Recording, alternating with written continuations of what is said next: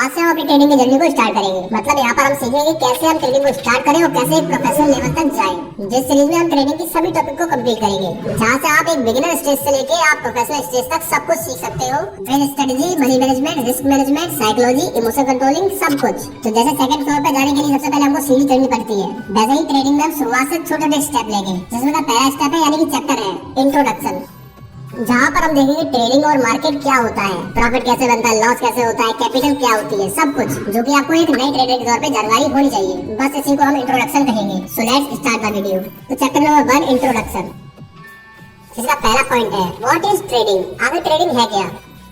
देखो, अगर हम ट्रेडिंग की बिल्कुल सिंपल डेफिनेशन दे दो, आपको किसी चीज को कम में बाय करना है और ज्यादा में सेल कर देना है, या फिर ज्यादा में सेल करना है और कम में बाय करना है। बेसिकली बाइंग प्राइस उसका कम होना चाहिए और सेलिंग प्राइस हाई होना चाहिए, और जहां से इन दोनों के डिफरेंस को हम प्रॉफिट कहते हैं। Point number 2, how trading works. अभी ट्रेडिंग कैसे काम करती है? एग्जाम्पल के लिए देखते हैं, एक ट्रेडर यानी कि व्यापारी, ट्रेड का मतलब क्या होता है? व्यापारी, जिसका कपड़ों का बिजनेस है। वो कपड़ों को बनाने के लिए कच्चे माल को लेके आता है कर्नाटका से, और वहाँ से उसको लाकर आगरा में उसको सेल कर देता है। और जहाँ पर वो इस बात का ध्यान रखता है, जहाँ से उसने कर्नाटका से बाय किया है, वहाँ पर उसका प्राइस कम होना चाहिए, और आगरा में जब वो बेचे तब उसका प्राइस हाई होना चाहिए, मतलब थोड़ा सा ज्यादा होना चाहिए। तो इनके बीच का जो भी मार्जिन होगा वो उस ट्रेडर का प्रॉफिट होगा। और इसी चीज को एक जगह से बाय करना और दूसरी जगह पर सेल करना ट्रेडिंग कहलाती है। But in this digital era, एक ट्रेडर जो होता है वो कुछ स्टॉक्स को बाय करता है कुछ प्राइस पर, जैसे कि 10,000 पे मान लो आप, और कुछ टाइम के बाद जब उसका प्राइस इंक्रीज होता है, 11,000 हो जाता है, तब वो उसको सेल कर देता है। जहाँ से उसका बीच का मार्जिन 1,000 रुपए है, वो उसका प्रॉफिट निकल के आता है। इसी चीज को हम ट्रेडिंग कहते हैं, और जो भी पर्सन इस चीज को करता है उसको हम ट्रेडर कहते हैं।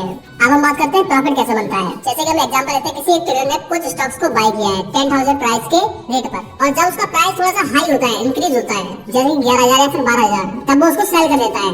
अब उसका बाइंग प्राइस 10,000 रुपीज है, तो उसने सेल किया उसको 12,000 रुपीज पर। तो इन दोनों का जो डिफरेंस निकल के आता है वो है हमारा 2,000 रुपीज, जो कि आपका प्रॉफिट होता है। अब लॉस कब होता है? अगर किसी एक पर्सन ने किसी चीज को बाय किया है 10,000 रुपीज पर वो इंक्रीज होने की जगह पर डिक्रीज हो गया, यानी कि कम हो गया है, यानी वो 8,000 रुपीज पहुंच गया है। अब उसको सेल करना ही पड़ेगा। एक ट्रेडर किसी भी चीज को ज्यादा देर तक होल्ड नहीं कर सकता है, चाहे प्रॉफिट हो चाहे लॉस हो। अब उसका बाइंग प्राइस है 10,000 रुपीज, उसने उसको सेल किया 8,000 रुपीज पर, तो जो बीच का डिफरेंस निकल के आता है वो है 2,000 रुपीज। अब यहाँ पर बाइंग की थी उसने हाई प्राइस पर और सेलिंग उसने लो प्राइस पे की है, तो यहाँ पर आपका लॉस निकल के आता है। तो ये थे प्रॉफिट कैसे होता है और लॉस कैसे होता है। अब बात करते हैं थर्ड पॉइंट की, जो कि है कैपिटल।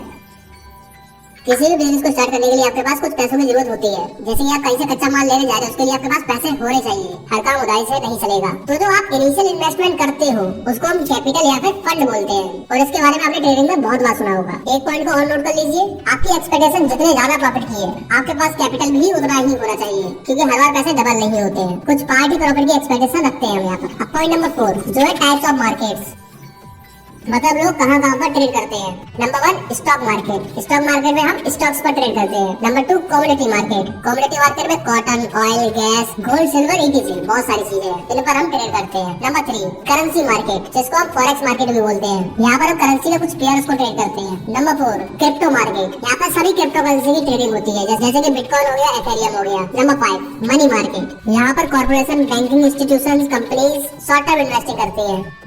अब हम बात करते हैं पॉइंट नंबर 5 की, types of tradings. Number 1 equity trading. Equity trading में हम स्टॉक्स पे ही ट्रेड करते हैं, चाहे वो रिलायंस हो, एचडीएफसी बैंक हो, टीसीएस हो, आईटीसी हो, कुछ भी हो, सभी स्टॉक्स पे हम ट्रेड कर सकते हैं। अब यहाँ पर डिपेंड करता है आप किस कंट्री से बिलोंग करते हो। नंबर 2 कमोडिटी, जिसके बारे में पहले बता चुके हैं, यहाँ पर हम gold, silver, crude oil, gas, cotton जैसे कमोडिटीज को हम ट्रेड करते हैं। नंबर 3 करेंसी मार्केट, यानी कि फॉरेक्स मार्केट, यानी फॉरेन एक्सचेंज। पूरी दुनिया में सबसे ज्यादा ट्रेड करेंसी पे ही की जाती है, बट इन इंडिया ज्यादातर फॉरेक्स करेंसी पेयर्स लीगल नहीं है, और बहुत सारे एप्स और कंपनीज भी लीगल नहीं है, जिसको बैन किया है आरबीआई ने, रिजर्व बैंक ऑफ इंडिया ने। पर जो पेयर्स इंडिया में लीगल है वो है यूएसडी, INR और ये 7। और आरबीआई ने कुछ ब्रोकर्स को भी अप्रूव किया हुआ है, जहाँ पर आप ट्रेडिंग कर सकते हो फॉरेक्स में, जिसमें Zerodha Angel broking, HDFC securities, Sharekhan ICICI bank limited and Axis bank. अगर आपको ट्रेडिंग करनी है फॉरेक्स में तो आप यहाँ से कर सकते हो, अगर आप इंडिया में रहते हो तो। अब 4th नंबर की ट्रेडिंग पे आते हैं, जिसको हम डेरिवेटिव्स ट्रेडिंग कहते हैं, जहाँ पर आते हैं फ्यूचर्स एंड ऑप्शंस। अगर हम डेरिवेटिव्स की डेफिनेशन की बात करें, a derivative is a financial security with a value that is relying upon और derived from an underlying asset और group of assets. In simple word, they are contracts of of financial assets. ऐसे मान सकते हो जो भी derivatives होते हैं उनकी खुद की वैल्यू नहीं होती है, ये सिर्फ एक कॉन्ट्रैक्ट होते हैं जो कि रिलाई करते हैं अपनी अंडरलाइन एसेट पर। जैसे कि गेहूं हो गया और आटा हो गया। अब गेहूं जो है वो मेन चीज है जिसको हम अंडरलाइन एसेट बोलेंगे। अब इसका जो प्रोडक्ट है वो है आटा। तो आटा कहाँ से लिया गया है? वो लिया गया है गेहूं से। तो जो आटा हो गया वो हमारा हो गया डेरिवेटिव और उसका अंडरलाइन एसेट क्या होगा? गेहूं। अब इसी तरीके से जो रिलायंस का स्टॉक है वो है अंडरलाइन एसेट। अब जब हम इस स्टॉक के ऑप्शन या फ्यूचर में ट्रेड करेंगे वो होंगे हमारे डेरिवेटिव्स। सो बेसिकली डेरिवेटिव्स अपने अंडरलाइन एसेट पर डिपेंड करते हैं। जिस तरीके से उसका अंडरलाइन एसेट मूव करेगा डेरिवेटिव ही वैसे ही मूव करेंगे। अब हम बात करते हैं टाइप्स ऑफ डेरिवेटिव्स। डेरिवेटिव्स के बेसिकली 4 पार्ट्स होते हैं। Number 1 options, number 2 futures, number 3 forwards and number 4 swap. Derivative का use basically risk managing and hedging के लिए किया जाता है, पर ज्यादातर लोग इसका यूज ट्रेडिंग के लिए ही करने लगे हैं। अब बात करते हैं 5th नंबर ट्रेडिंग टाइप की, जो कि है क्रिप्टो करेंसी, जो कि आज के टाइम में बहुत ज्यादा हाइप है। दुनिया में सबसे ज्यादा ट्रेड की जाने वाली क्रिप्टो है Bitcoin, Ethereum, Tether, BNB and XRD. अब हम बात करते हैं क्रिप्टो ट्रेडिंग के कुछ बेस्ट प्लेटफॉर्म्स की, मुद्रेक्स, वजीरेक्स, बाइनेंस, कॉइनस्विच, कुबेर एंड जेपी। अब हम आते हैं पॉइंट नंबर 6 पर, जो है टाइप्स ऑफ ट्रेडिंग स्टाइल्स, मतलब लोग किस किस तरीके से ट्रेडिंग करते हैं। नंबर 1 स्कैल्पिंग, बहुत ही शॉर्ट टर्म के लिए ट्रेड की जाती है। जैसे कि अभी हमने ट्रेड ली 5 सेकंड से लेकर 2 से 3 मिनट हम उसको होल्ड करते हैं और तब एग्जिट करते हैं, तो इसको हम स्कैल्पिंग कहते हैं। Number 2 day trading.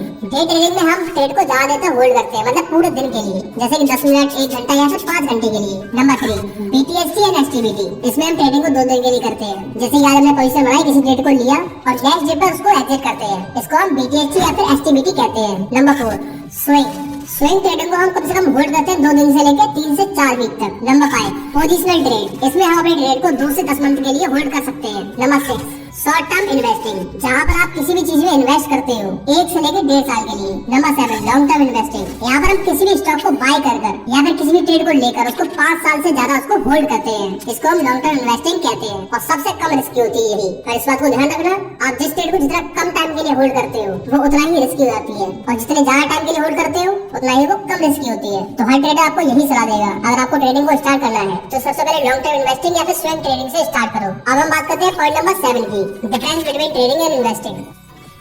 देखो चाहे ट्रेडिंग हो या फिर इन्वेस्टिंग हो, सभी का गोल यही होता है कि उसको पैसे बनाने हैं। तो फर्क कहाँ से आता है इनमें, तो चलिए जानते हैं। तो जो इन्वेस्टिंग होती है वहाँ पर हम किसी भी स्टॉक, क्रिप्टो, प्रॉपर्टी, बॉन्ड या फिर गोल्ड को बाय करते हैं या फिर ट्रेड करते हैं, उसको होल्ड करते हैं 1 साल से ज्यादा के लिए, और इसी को हम इन्वेस्टिंग कहते हैं। और जो भी पर्सन इसको करता है उसको हम इन्वेस्टर कहते हैं। अब बात करते हैं ट्रेडिंग की। कोई भी पर्सन किसी इंस्ट्रूमेंट को बाय करता है, स्टॉक हो गया, क्रिप्टो हो गया, डेरिवेटिव, फ्यूचर, गोल्ड, कुछ शॉर्ट टाइम के लिए, जैसे कि 5 मिनट से लेकर 12 महीने तक, और वो इस बीच में इसको सेल कर देता है। तो इस टाइम पीरियड में जो ट्रेड की जाती है उसको हम ट्रेडिंग कहते हैं, और जो भी पर्सन ये करता है उसको हम ट्रेडर कहते हैं। इन सिंपल वर्ड्स, अगर आप किसी चीज को बाइंग सेलिंग कर रहे हो 1 साल से कम के लिए तो उसको हम ट्रेडिंग कहेंगे, और 1 साल से ज्यादा लेके जाते हो तो इन्वेस्टिंग। और जहाँ पर सबसे ज्यादा पॉपुलर है डे ट्रेडिंग, जैसे आपने आज कोई ट्रेड ली और आज ही आपने उसको एग्जिट कर दिया। अब हम बात करते हैं एनालिसिस डिफरेंस की, मतलब इन्वेस्टिंग और ट्रेडिंग में क्या डिफरेंस होता है एनालिसिस करने के टाइम पर। जैसे कोई भी इन्वेस्टर है, अगर उसको पैसे को अपने कहीं पे इन्वेस्ट करना है, जैसे कि स्टॉक्स में, तो वो सबसे पहले कंपनी की बैलेंस शीट चेक करेगा, मैनेजमेंट कैसा है वो चेक करेगा, पास्ट ग्रोथ कैसी है, उसके फ्यूचर गोल्स क्या है, रेवेन्यू क्या है, प्रॉफिट क्या है,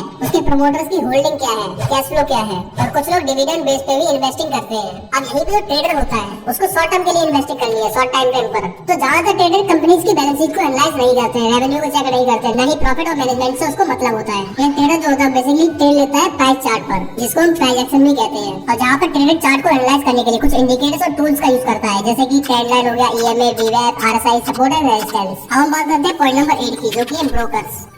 एक ब्रोकर कोई भी एक इंडिविजुअल हो सकता है या फिर कोई फर्म हो सकती है, जो कि एक्ट करता है as a intermediatory between investor and security exchanges, जहाँ पर ब्रोकर अपने सर्विसेज के लिए कुछ फीस चार्ज करता है अपने कस्टमर्स से।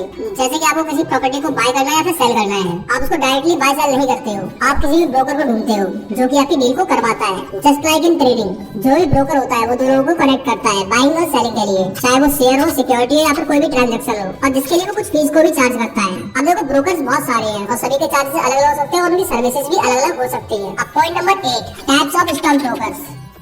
देखो मेनली स्टॉक ब्रोकर्स 2 टाइप के होते हैं। Number 1 full service brokers, number 2 discount brokers. अब इन दोनों में डिफरेंस क्या है? फुल सर्विस ब्रोकर्स, इनकी ट्रांजैक्शन चार्जेस हाई होते हैं, आपको जो भी टर्नओवर होगा उसके परसेंटेज पर। और यहीं पे डिस्काउंट ब्रोकर्स में, जैसे कि इनका नाम है डिस्काउंट ब्रोकर, इनकी ट्रांजैक्शन के चार्जेस बहुत कम होते हैं और कुछ अमाउंट तक फिक्स होते हैं और जहाँ पर डिलीवरी फ्री होती है। Number 2, services. Full service broker आपको बहुत सारी सर्विस प्रोवाइड करता है, जैसे कि trade execution, investment advice, research report, financial planning, retirement planning, personalised service for individual clients need और एक पर्सनल रिलेशनशिप मैनेजर भी प्रोवाइड किया जाता है। और जहाँ पर डिस्काउंट ब्रोकर्स में यहाँ पर आपको ये बेसिक सर्विसेज को प्रोवाइड करते हैं, जहाँ पर फोकस किया जाता है आपके ट्रेड एग्जीक्यूशन पर, ऑनलाइन प्लेटफॉर्म पर, जहाँ से आप अपने इन्वेस्टमेंट और ट्रेडिंग को मैनेज कर सकते हो और जहाँ से आप मार्केट डाटा को देख सकते हो और जहाँ से आप कुछ बेसिक रिसर्च को भी परफॉर्म कर सकते हो। नंबर 3, फुल सर्विस ब्रोकर में आपको एक फैसिलिटी और प्रोवाइड की जाती है। आप इनके ऑफलाइन ऑफिस में जाकर वहाँ पर आप बैठकर ट्रेड कर सकते हो अगर आपको कुछ समझ में नहीं आता है। पर डिस्काउंट ब्रोकर में ऐसा कुछ भी आपको प्रोवाइड नहीं किया जाता है। पहले तो इनके ब्रांचेस हर जगह पे नहीं होते हैं जहाँ पर आप जाकर ट्रेड कर सको।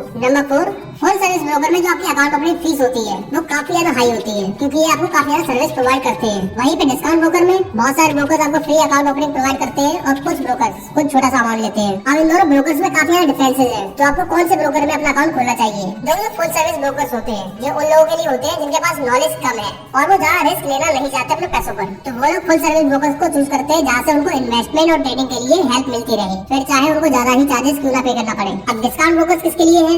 जिसके पास थोड़ी सी इन्वेस्टिंग और ट्रेडिंग की नॉलेज है और वो सीख सकता है, या फिर वो नहीं चाहता हो किसी भी ब्रोकर को ज्यादा चार्जेस पे करना, तो वो डिस्काउंट ब्रोकर्स को चूज कर लेता है। अब ये सब आपके ऊपर, आप फुल सर्विस ब्रोकर को चूज करते हो या फिर डिस्काउंट ब्रोकर को चूज करते हो। अब हम बात करते हैं लिस्ट ऑफ टॉप ब्रोकर्स।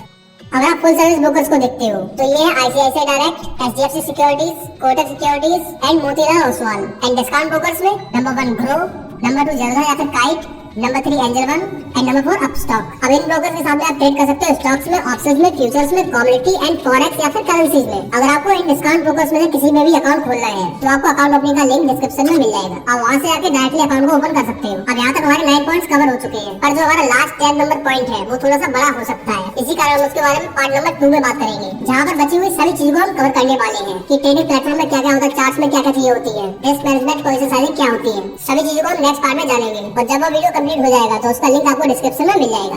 अगर आप ट्रेडिंग को सीख रहे हो, जहाँ पर आपको थोड़ी सी एक्स्ट्रा हेल्प चाहिए है, तो आपको डिस्क्रिप्शन में कुछ पीडीएफ का लिंक मिल जाएगा जहाँ से आप आसानी से उनको बाय कर सकते हो बहुत ही कम प्राइस में, जो कि आपको डेफिनेटली हेल्प करने वाली है। जहाँ पर बेस्ट 2 पीडीएफ है, साइनिक जो कि साइकोलॉजी और इमोशंस के लिए है, एंड 50 ट्रेडिंग रूल्स, कुछ ट्रेडिंग रूल्स है जिनको आपको फॉलो करना चाहिए। तो इस ट्रेडिंग सीरीज का नेक्स्ट वीडियो जल्द ही आने वाला है, जिसके लिए आप बस सब्सक्राइब करके रखना।